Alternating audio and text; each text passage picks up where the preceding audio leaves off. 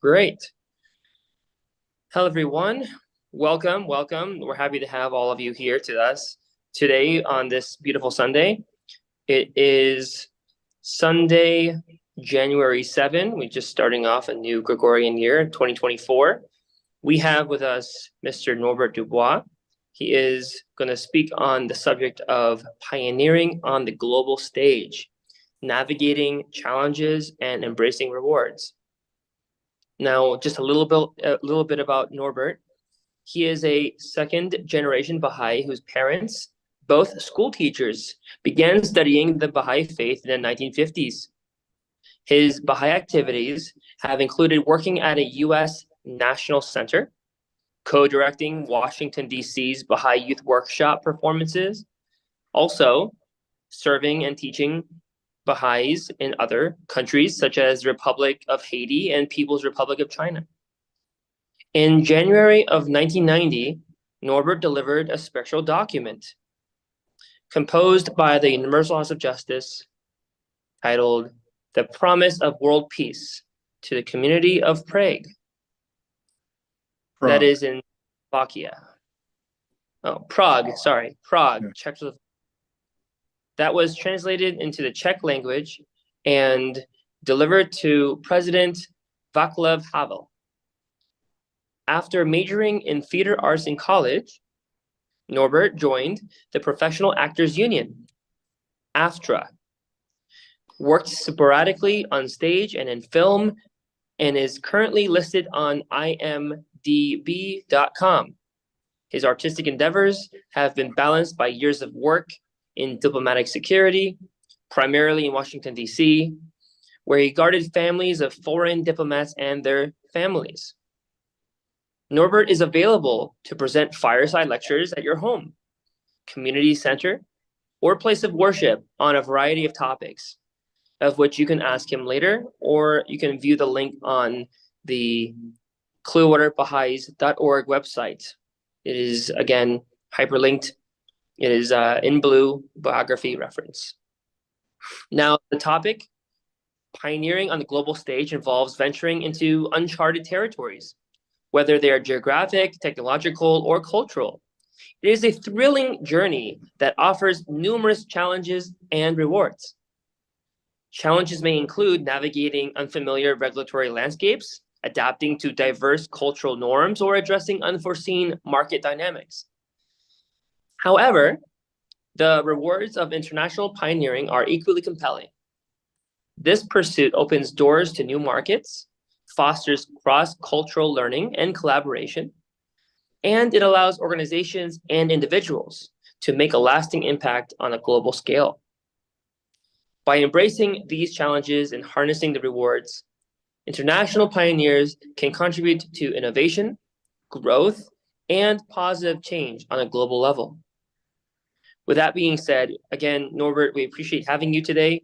It's a very important topic, the subject of pioneering, especially for Baha'is. As you can probably elaborate, pioneering is very different from a lot of conceptions that people have towards subjects like missionary work, because Baha'is aren't going to a community just simply to teach the faith. They're going to be a part of that community, to grow with the community. So it's really amazing what we're expecting in the next 10 years. A lot of new pioneers are going to come out, and we have lessons from people like yourself. So welcome. We're so happy to have you here.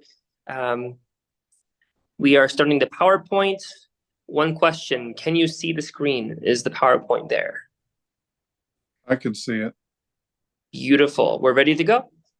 Okay, John, thank you so much for the introduction. And the last couple of sentences you said about the upcoming years and so on is very true. So if you'll go to the next slide, I'll point out something about the differences between what I have seen of Christian missionary systems and the Baha'i pioneering.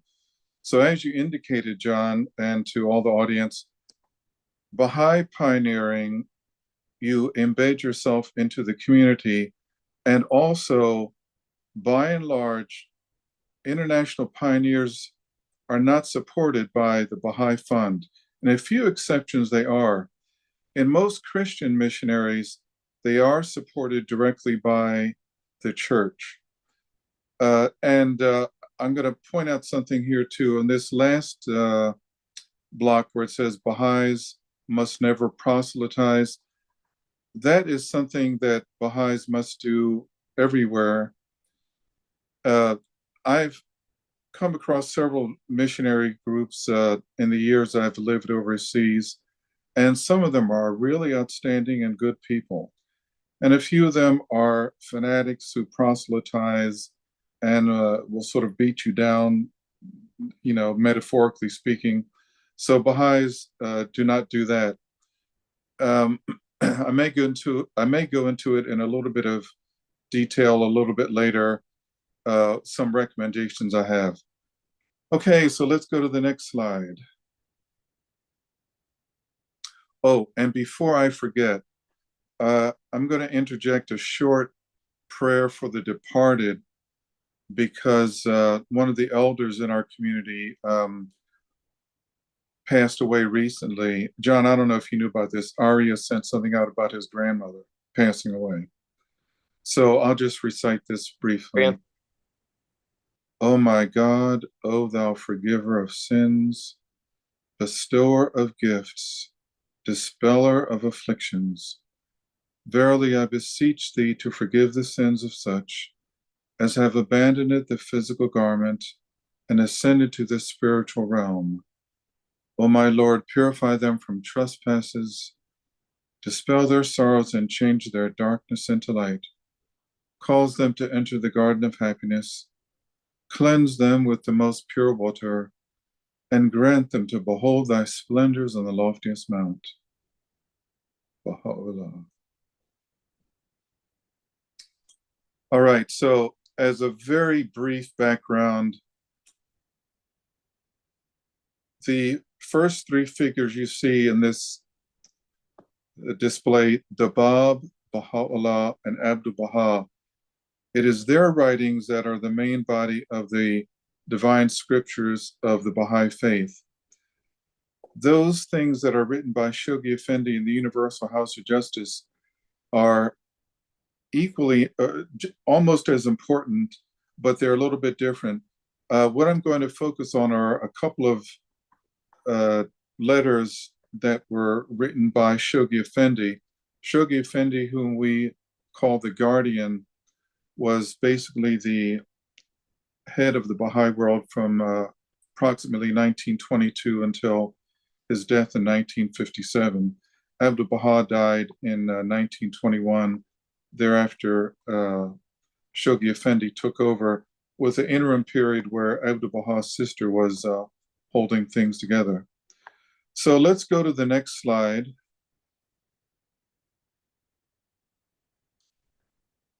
If you're not familiar with this book, Citadel of Faith, I highly recommend it, especially to anyone who's contemplating international pioneering.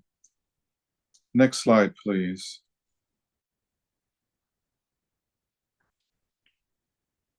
All right, so I'll read this one. Now, this is from a letter, let's see here.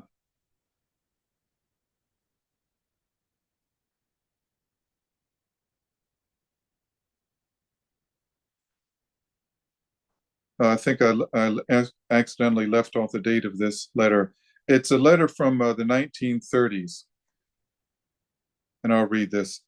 These pioneers, in their contact with the members of diverse creeds, races, and nations, covering a range which offers no parallel in either the North or South continents, must neither antagonize them nor compromise with their own essential principles. They must be neither provocative nor supine, neither fanatical nor excessively liberal in their exposition of the fundamental and distinguishing features of their faith. They must be either wary or bold. They must act swiftly or mark time. They must use the direct or indirect method. They must be challenging or conciliatory in strict accordance with the spiritual receptivity of the soul with whom they come in contact, whether he be a nobleman or a commoner, a northerner or a southerner, a layman or a priest, a capitalist or a socialist, a statesman or a prince, an artisan or a beggar. Now, this, where I underlined it, in strict accordance with their spiritual receptivity, that is ubiquitous. No matter where we are in the world, whether we're pioneering or not, we need to pay attention to the spiritual receptivity, and I would add the cultural diversity of the person. Next slide, please.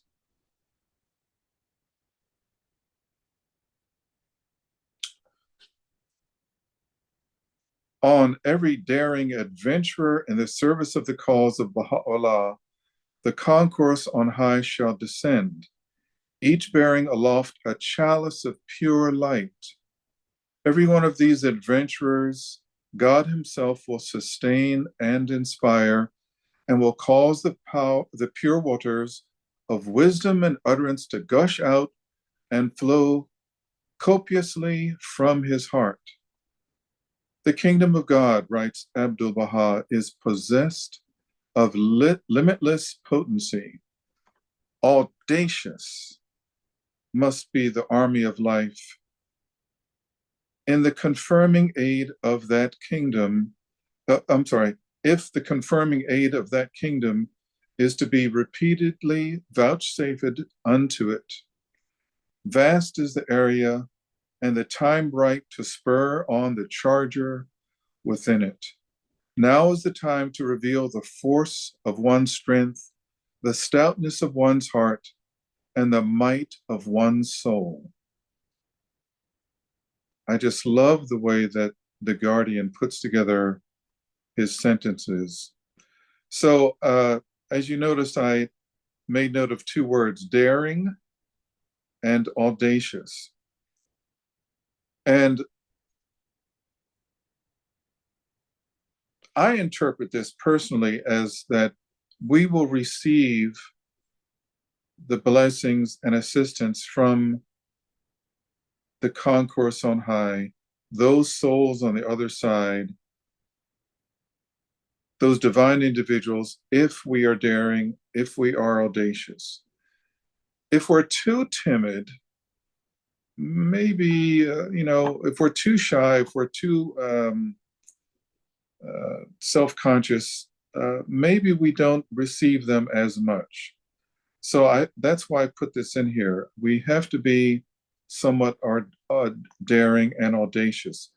And in the international field, some of that will come about somewhat naturally.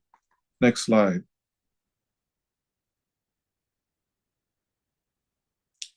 So there are challenges. So these challenges sometimes may be things that do not confront us as much in our lives in our home country. So, for example, if an American who only speaks English goes to a country where the language is totally different, that pioneer has to deal with the language barriers. And also, there are cultural differences that one may come across. For example, in some cultures, in some countries, if you ask a person directly to their face a question that person may not feel very comfortable with, they may give you an indirect non-answer because they feel uncomfortable about it. And you may not know that you've made them feel uncomfortable. For example, in the United States, where people tend to be direct, that's not an issue. But in some countries, in some cultures, and sometimes it's based on gender too, that can be an issue. In some countries, if you're a man and you're talking to let's say a husband and wife, sometimes you have to be careful about addressing the wife directly. That may be considered very uncouth, so to speak. All right, other things you'll deal with may be sanitation. You may go to some country, and believe me, I've had this experience where the sanitation is not good and you may become ill. So be prepared, talk with your doctor before you leave. In fact, in the early part of 1970, before I departed for my first pioneering site, a Baha'i physician in Wilmette gave me a physical exam, and knowing where I was traveling, he gave me some medications and inoculations. So that's something to be not taken lightly, because if you get very sick, you're not going to be able to function very much as a person, let alone as a teacher of the faith. Oh my, isn't this a big one? Financial concerns. You know, a lot of times Baha'is sacrifice quite a bit of their financial reserve in going to another place. Sometimes they will leave a good paying job to go to another country where maybe they have to live off of their savings. But these are things that are of the mode of sacrifice for which we will be compensated spiritually. And don't we love this last one? Sometimes overcoming one's fears. You know, sometimes going to a different environment for some people can be a bit scary, especially when you don't speak the language, when you might be around a physical environment that's, you know, lacking in sanitation and so on. I have known of friends to go to another country, and they almost had a sort of a personal lockdown. They had a difficult time transitioning. And these are the things this is where prayer and meditation come in for your help. Some of you may have questions about this, and we can go over some things if you have questions.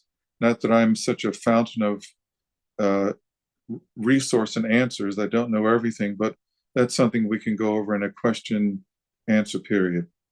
All right, next slide, please. Aha. What about Ruhi? So the Ruhi system is pretty much ubiquitous in all the Baha'i world.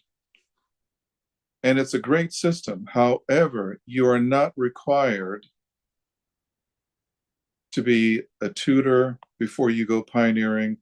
You're not required to know the whole system. And I mention this only because I know that some Baha'is may not enjoy doing the Ruhi system. I personally do not do the Ruhi system, even though I think it's great, because I have other ways of sharing and teaching the faith.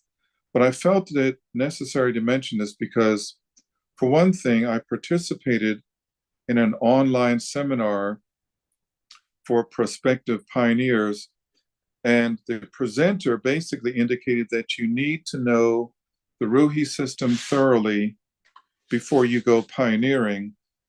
And someone in the who was participating said that she did not know the Ruhi system, and so this presenter said, "Well, you need to go back and study the Ruhi system before you go pioneering." I disagree with that, and in fact, I contacted the ITC in Haifa, and I sent an email to all of the counselors in North America about that. And it was, and I received the answer that you do not have to be a Ruhi tutor. You do not have to be thoroughly versed in Ruhi. But I do recommend that people become very familiar with it before they go pioneering. One thing to consider also is that teamwork. You see, some people are better at public speaking. Some people are better at performance art. Some people are better at presenting very scholarly scientific lectures. All of these can be a part of what a group of Baha'is in a different country, different culture, put together as teamwork.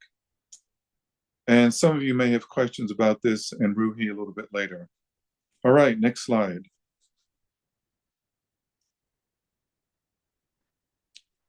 So, especially for those who may be prospective pioneers or those who are not Baha'is and curious about the pioneering paradigm, remember there is no clergy in the Baha'i faith. And basically, we embed ourselves in the community. And if we have a profession wherewith we can work in that country, that's fine. And when we have questions about certain things, for example, a person may go to a country where that country's political system is unfamiliar and may be a source of grave concern. And that is when that Baha'i would consult with the local Baha'is. If there's an NSA in that country, that National Spiritual Assembly, and also follow the guidelines from the Universal House of Justice and the counselors, because they are on top of things and are aware of what things we need to be aware of in certain countries and cultures, including the following: inappropriate clothing and dress. Now, again, most of us Americans, we pretty much dress or undress the way we feel like we should, according to our individuality. Well, that makes a poor impression in some countries. So, for example, and I'm not picking on any women about this, but for example, if the Universal House of Justice and or the counselors say to some women, you really shouldn't be wearing mini skirts halfway up to your butt, because that will look like you're a heathen. So, and incidentally, that kind of thing has come up in the past. And I'm just saying, these are the real things that we have to take into consideration. By the way, those of you who know me, I like to speak on the reality of things and not too much on the ideal.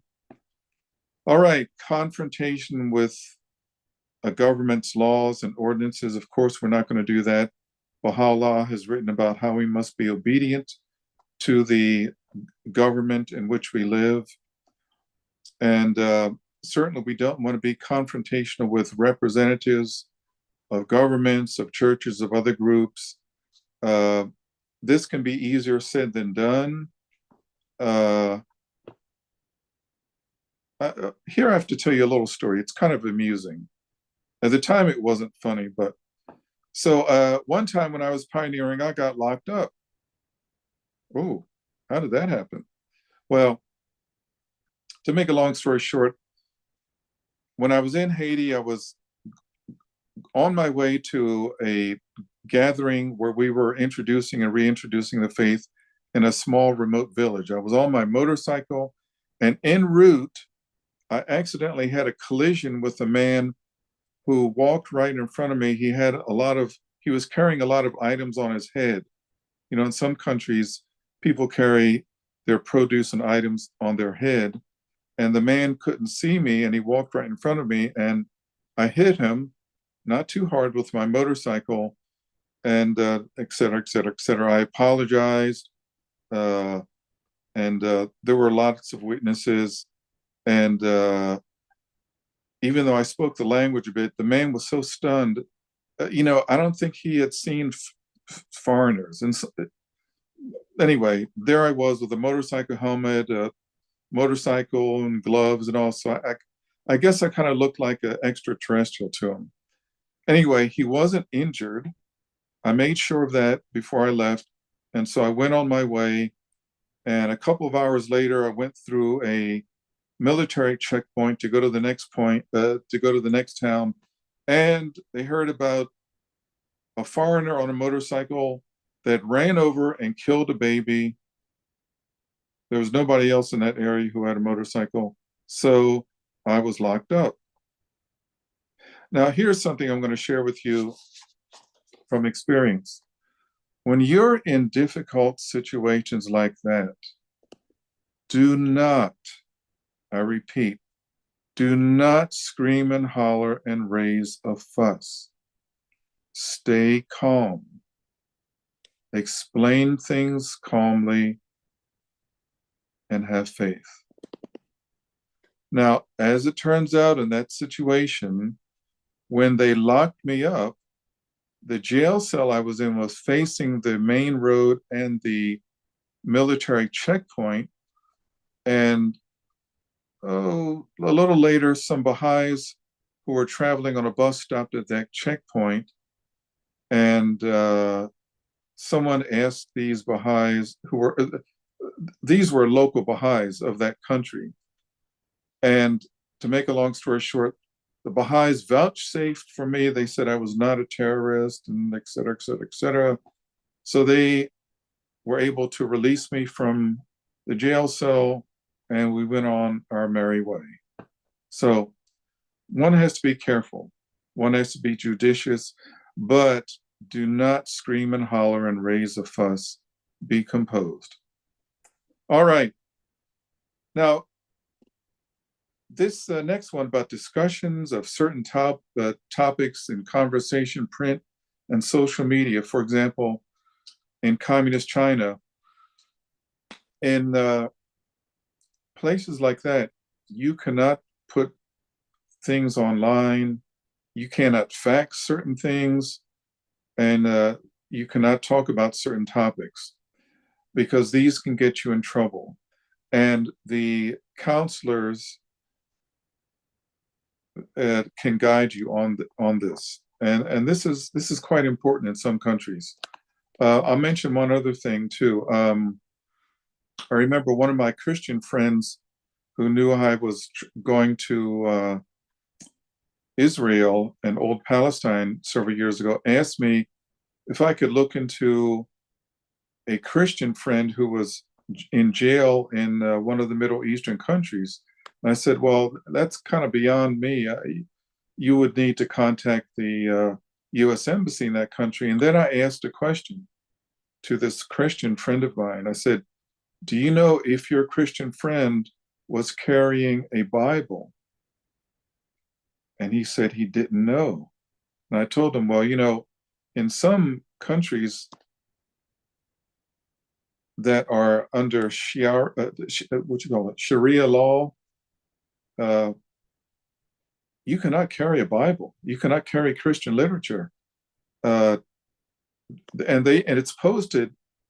These are the things you would know if you apply for a visa there. If you carry those materials with you, they automatically lock you up. So one has to be careful about that. And consultation is one of the great benefits of being a Baha'i because we consult with each other. Again, we have no clergy.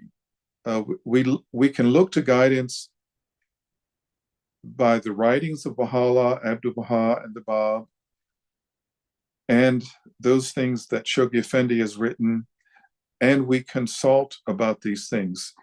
It may not be obvious the best solution for a certain problem that just comes up. So, for example, if something comes up suddenly and you or I may not know the best way to handle it, especially if it's some sort of emergency, we may need to contact a counselor to consult about it, etc. And this process of consultation is fairly unique in Baha'i.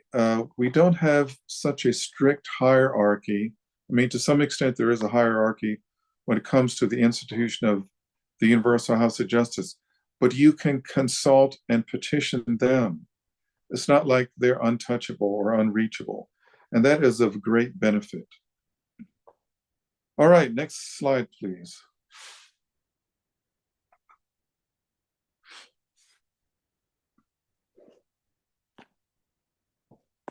So I mentioned the Great Wall. I mentioned communist China. I spent several years there pioneering, and it's an incredible place.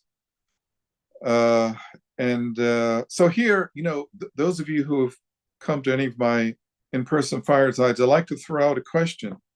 So I'm going to read this. And speaking of China, the first Baha'is who are recorded as settling in China were two of the Afnan, who were merchants in Shanghai in the late 1890s. And today, some of the Afnan are still there. Some of you may not know who are the Afnan. Anybody in the, other than John or Jeremiah, anyone venture to say who are the Afnan? Anyone can unmute and say that. They're the descendants of the Bab. The male descendants of the Bab. Yes. So it's quite incredible.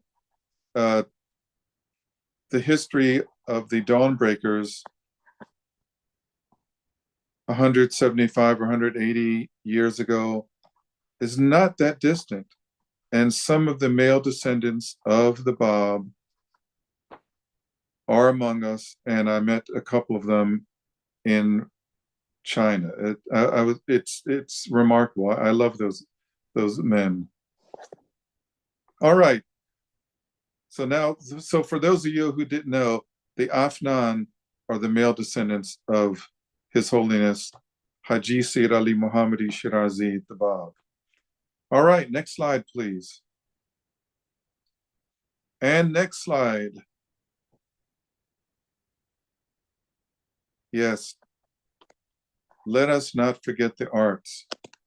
Those of you who contemplate pioneering, if you are a professional or let's say, a darn good, artist, whether it's, pictorial, plastic art, music, dance, pantomime, those can be such a great influence in Baha'i activity wherever you pioneer to. And that can help to overcome, if it is the case, the language barriers, because fine art, dance, music, these things go beyond normal linguistics. And it's been such a wonderful experience when I've worked with other Baha'is in the arts and, did my own artistic work, et cetera, in some of these places. I cannot emphasize this enough. Also, something to consider is some of you who are students may choose a place to pioneer where you can further your studies in the arts. For example, going back about maybe 45 years ago, a couple of my dear Baha'i friends who were professional musicians went pioneering. I think they first went to Hungary and studied eurythmics and so on at the institute, some institute there. It might have been the Dow Crows Institute. And they furthered their studies in the performing arts. So that's, something to consider. I mean, maybe someone who has a Russian lineage, maybe not necessarily, might go to the Tchaikovsky Institute in Moscow. Maybe someone who's a, artist in another field may go to an art institute in that country and pursue their artistic pursuits as well as the development of the faith. Let me pause here. Anybody have any comments?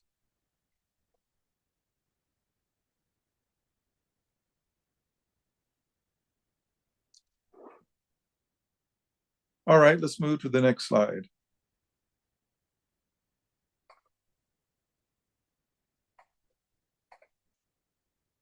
Now, this is just a very short list of the rewards.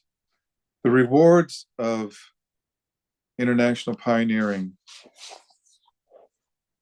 and especially if it's the first time that you're going to do such in another country, there's that sense of gratitude from the divine for the very opportunity to serve. That's a spiritual bounty. Travel, teaching, relocation, expand one's perception of being a human being, and for children, enhances their intelligence. And it's been my experience that when I have met very young Baha'is, let's say school-age children up to college age, who grew up in another country and their parents and their family were pioneers, all of those children I've met they have some type of exceptionality about them. They're very open, they're very bright, they're very daring. It's just remarkable. The sense of genuinely uniting with people, et cetera, et cetera, et cetera, overcoming misconceptions and prejudices. I remember many years ago when I was a young man that I met a man who was a medical doctor, who was from the southern states of the USA, who had grown up as a very prejudiced white man. Somehow he learned about the Baha'i faith, and of all places to go pioneering, he went to Jamaica, which is predominantly Black. These are the types of transitions that we find among individual Baha'is. The transformations I've seen in some people are absolutely astounding, and I can't overemphasize that. And this is the power of the faith. Gaining humility.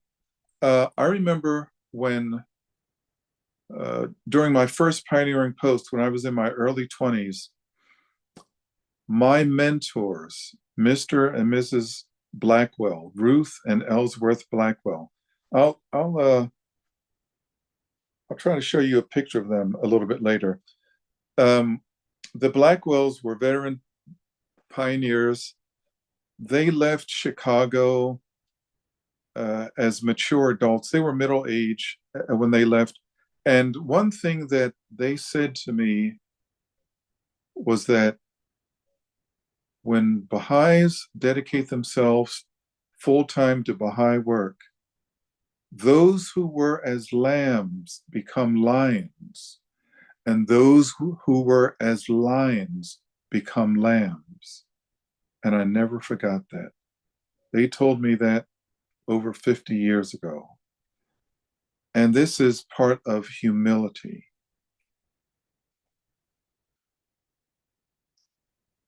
And the last thing on this short list is experiencing the best of those other cultures. So especially if you go to some place that's quite different from where you grew up, you absorb so much of the best of their cultures, including food. And that's important. Delicious food in those places. And again, I just say this is a short list. There are so many rewards. You learn in depth what it really means to be someone who is trying to promote the next paradigm of the evolution of humanity. And I'm going to mention that again. The Baha'i faith is the next phase of evolution of humanity. Some people, when you're introducing the faith, they look at it as, quote unquote, another religion or just another religion. But the Baha'i faith, we have to look at it as the next phase of human evolution. All right, next slide, please.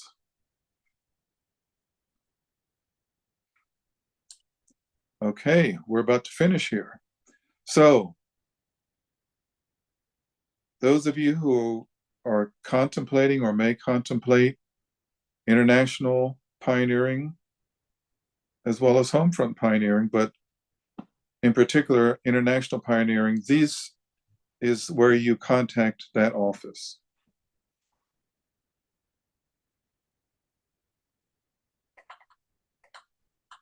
And for our sense of amusement, let's go to the very last slide.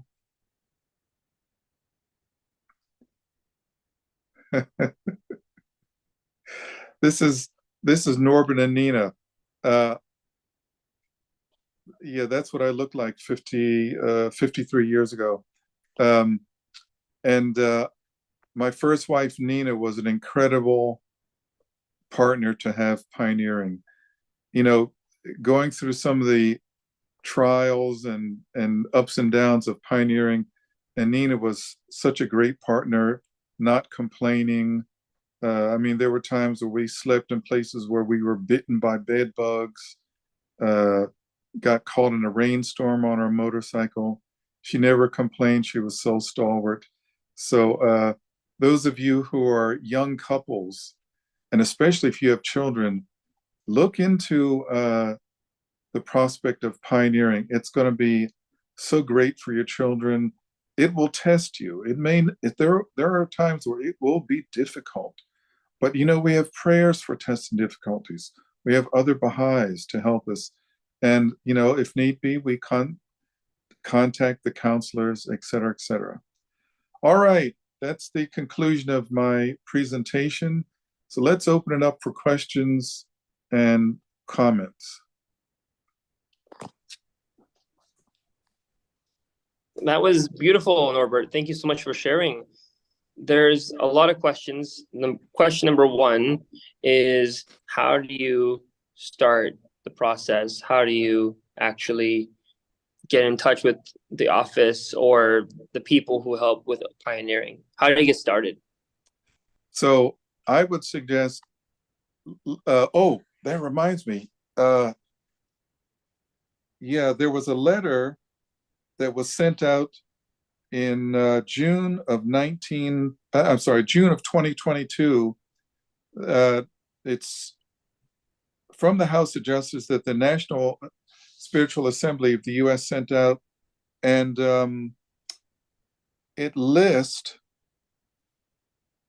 several countries. I'm going to read the names of these countries. Anyone who is contemplating international pioneering may want to choose from these countries that are suggested by the House of Justice. And if someone needs me to send a copy of this letter, I can provide my email address. So I think one of the first steps is to look into possible countries of which you may be interested in going. And on this list, pardon me, I'm going to have to read it quickly. Alaska, Alaska has its own National Spiritual Assembly, even though politically it's part of the USA.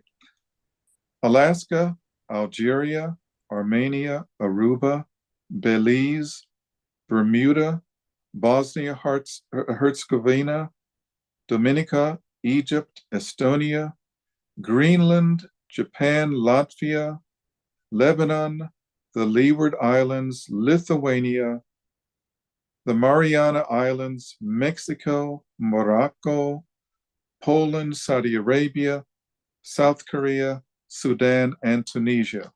So you might want to look into that list and then look up information about the choice of countries in which you may be interested. And then contact the Pioneer office and ask them about pioneering those countries. They might provide you with contact information of the NSA in that country, if there is an NSA. Keep in mind, not all countries have national spiritual assemblies. So that's a start. And of course, pray about it. So that's a short answer. Thank you for sharing that. there's so much to learn and definitely resources to find out. Thank you. So again, it's open to everyone who has a question that you want to ask. Just kindly raise your hand in the Zoom session here. Of course, those of you who have questions and want to type them, you're more than welcome to uh, type them. So Norbert, as a question, I understand that they also share various different countries where pioneering is requested. We can find out in magazines like the American Baha'i, right? Yes. Hmm. But for what will probably happen is that if someone is contemplating international pioneering, that they'll wind up doing research on the different countries. When I first went pioneering, there was no internet. So we would ask the pioneer office in Wilmette about these countries.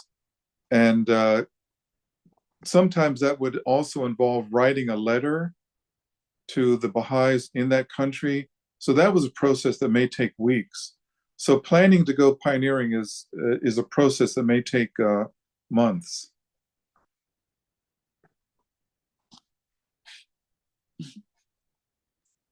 Thank you for sharing that with me and all of us here.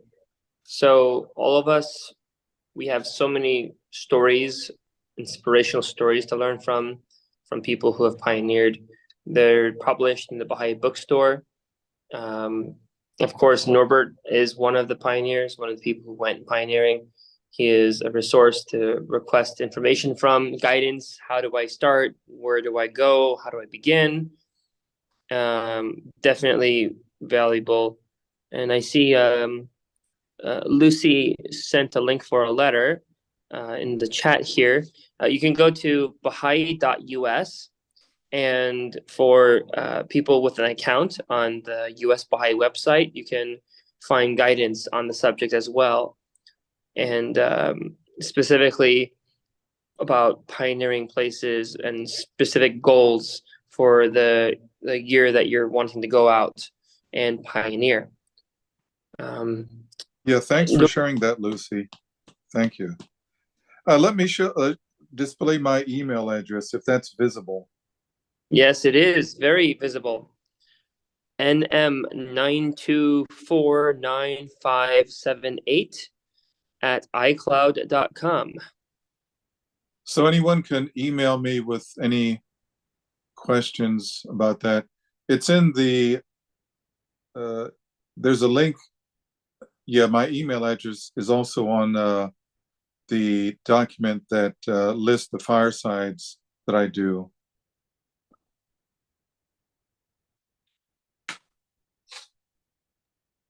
Well, it's beautiful, Norbert, that you were able to share this with us. And again, all of you who are joining us on Zoom, this is how I see Sandra's iPhone. Sandra has her hand raised. Hi. Hi. Hi, John. Hello. Hi, Norbert. Hello. My question is to do with, if you suffer a physical disability, how can you participate or support pioneering? If you can't do it yourself, what advice would you give to people in that situation? Many years ago, before we had the internet and so on, there were Baha'i individuals as well as the National Baha'i Fund that would contribute money to pioneers, because sometimes a pioneer may be in a country where they cannot support themselves. So that's one way to do it. If you also have some particular metique or profession, let's say if you are a history teacher, and you know the history of, let's say, the Middle East, and someone is going to a particular country, you may be able to share some things with them about that. I would say make an offer to the International Pioneering Office, that office that which was displayed, and let them know that you're willing to offer something to help pioneers, either materially or educationally, etc. That's a start. And thank you for that question. By the way, I remember my first time in China in the early 1990s. There was a teacher at one of the universities who was handicapped. She had serious mobility issues because she was partially paralyzed from a stroke, but she was able to get around. And one thing about the Chinese people, they are very,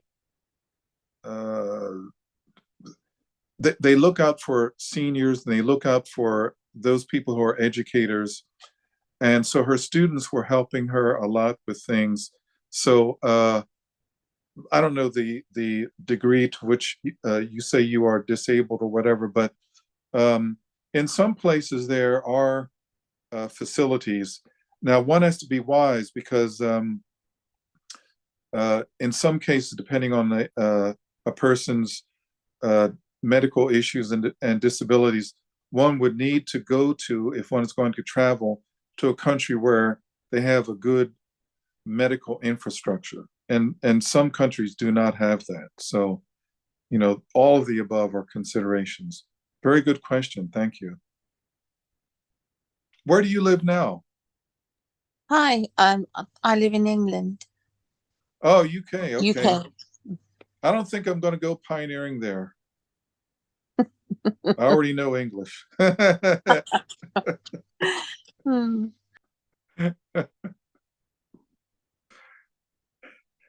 Any other questions? Yeah, thank you for sharing, Sandra.